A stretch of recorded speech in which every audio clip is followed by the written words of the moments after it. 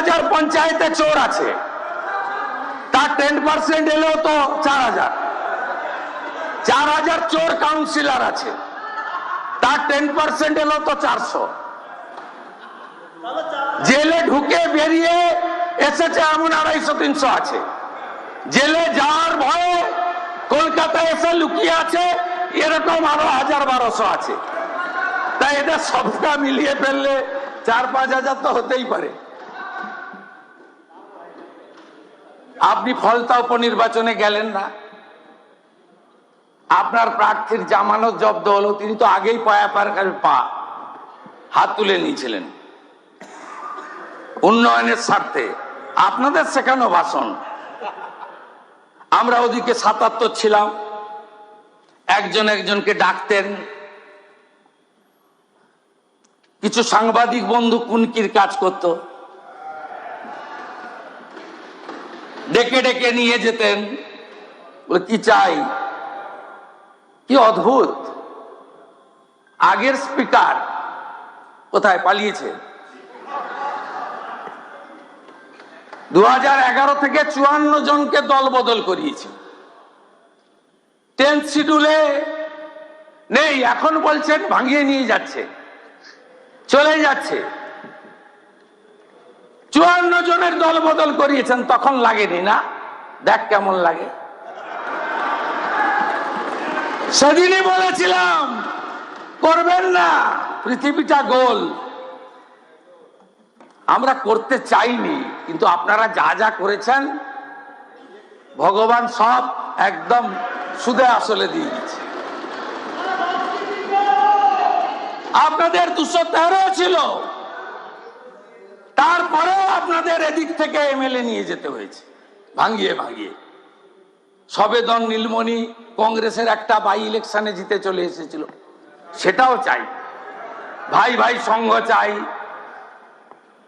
শনি ঠাকুর পূজা committee চাই, শ্মশান committee চাই, কবরস্থান কমিটি চাই, সব চাই, বিরোধী রাখবো না। পুলিশকে কোথায় নিয়ে গেছিলেন? সাগরদিঘি বাই ইলেকশনে হেরে গেছেন, জনগণ হারিয়ে দিয়েছে। পরের দিন সকালবেলা এসপি জঙ্গিপুর ভোলানাথ পান্ডেকে ব্যাটালিয়নে পাঠিয়ে দিয়েছেন। পৌরসভার ভোট হলো,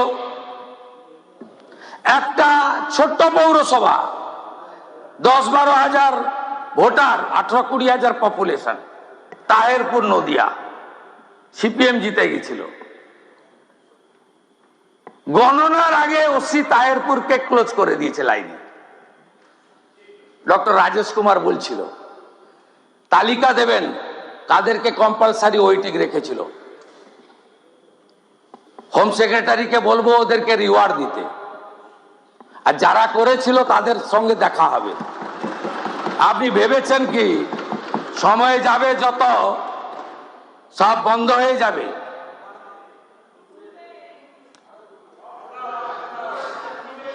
এই ভাইপোপন্থী তৃণমূলের নাম নিশান পশ্চিমবঙ্গে থাকবে না। আমার দায়িত্ব।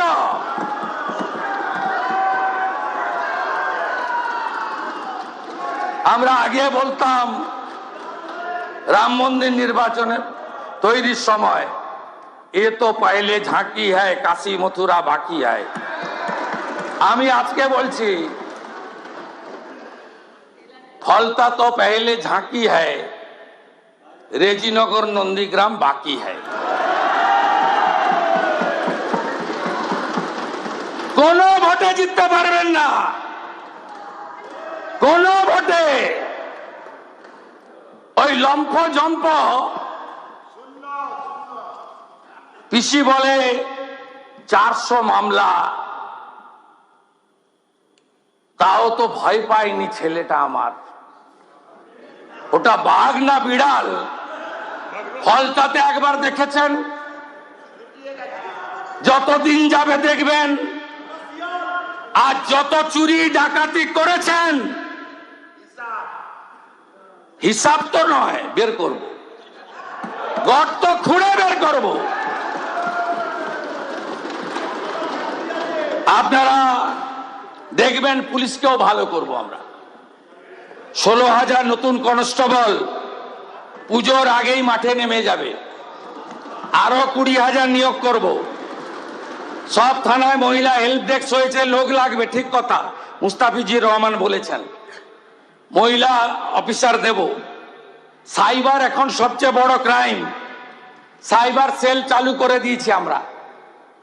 112 মানে একটা গাড়ি নয়, পুলিশের যা সাপোর্ট আছে তার বাইরে আমরা গুজরাট, মহারাষ্ট্র, ইউপি কে দেখে 112 চালু করছি।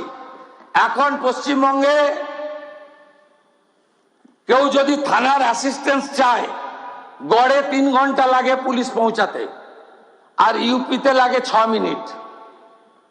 আমরা 112 এবারে একটা দিচ্ছি মহালয়ার দিন উদ্বোধন। আমরা আগের বাজেটে অর্থমন্ত্রীকে আমি বলবো আরো দেবে। আমরা মিনিমাম 3 থেকে 4টে করে গাড়ি দেব। আর আমরা অন্য রাজ্যের মতো যাতে কয়েক মিনিটের মধ্যে পুলিশ রেসপন্স করে তার ব্যবস্থা আমরা করছি। আপনারা দেখতে থাকুন, আর কিছু বিষয়ে রাজনীতির লোক ঢুকবে না। সব জেলার বিধায়করা আছে, হাত পাচ্ছে কেউ রাস্তায়? যদি পান বলবেন, আমরা 3টে হেল্পলাইন নম্বর ডিক্লেয়ার করে দিচ্ছি কালকে। যা যেখানে রাস্তায় হাত পাতবে, আর যদি অবৈধ কোনো চালানের বাইরে কয়লা, বালি, পশু, সুপারি কারোর কাছে কোনো খবর থাকে, একদম সোজা আমরা ডেডিকেটেড নাম্বার আপনাদের দিয়ে দেবো 2-1 দিনের মধ্যে। বিরাট কন্ট্রোল রুম করা আছে। আমরা স্বাস্থ্য ভবনে একটা কন্ট্রোল রুম করেছে স্বাস্থ্য দপ্তর। একই ফর্মুলাতে ট্রাফিকের কন্ট্রোল রুম তৈরি হচ্ছে। ফারাক্কাতে হাত পাতলে ভবানী ভবনে ডিজি দেখতে পাবে। কালিয়াচকে হাত পাতলে কলকাতাতে আমরা জানতে পারবো। করতে দেব না, নিশ্চিন্ত থাকুন। নো সুপারি, নো পশু, নো কয়লা, নো বালি, নো পাথর, নো অবৈধ গাছ, কোথাও কিছু করতে দেব না। এনএইচ এর উপরে নো, ও তো অনেক আগে শেষ হয়ে গেছে। পৃথিবীর কোন শক্তি পারবে না এদের বাঁচাতে, কোন শক্তি।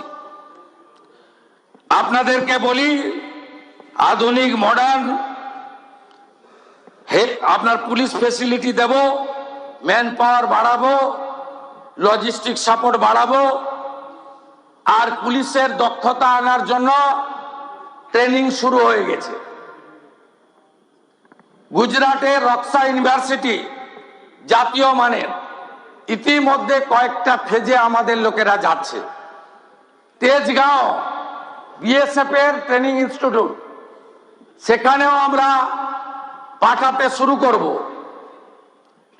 কোস্টাল পুলিশের জন্য বিএসএফ এর সঙ্গে আমাদের চুক্তি হচ্ছে, তারা আমাদের ফ্রি ট্রেনিং দেবে। বর্ডার এলাকাতে 9টি জেলায় কোঅর্ডিনেশন মিটিং হয়েছে, থানা লেভেলে কোঅর্ডিনেশন মিটিং শুরু হয়েছে। প্রায় 200 কিলোমিটার জমি হস্তান্তরিত হয়েছে, বর্ডার ফেন্সিং চালু হয়েছে, 12টি হোল্ডিং স্টেশন তৈরি করা হয়েছে। আগে ছিল গ্রেপ্তার করো, জেলে রাখো, সরকারের ভাত খাওয়াও, সরকারের কাপড় দাও, সরকারের মেডিসিন দাও। এখন হয়েছে ধরো, হোল্ডিং স্টেশনে রাখো, আর বাংলাদেশের বিজিবি এর হাতে হস্তান্তর করো। শরণার্থী আশ্রয় পাবে আর অনুপ্রবেশকারী ঘাড় ধাক্কা খাবে। এটাই এই সরকারের নীতি। হ্যাঁ, বীরভূমের মতো ঘটনা যাতে না ঘটে, আকরুজ্জামান সাহেব, প্রসূন ব্যানার্জি বলেছেন, আমরা নিশ্চিত করব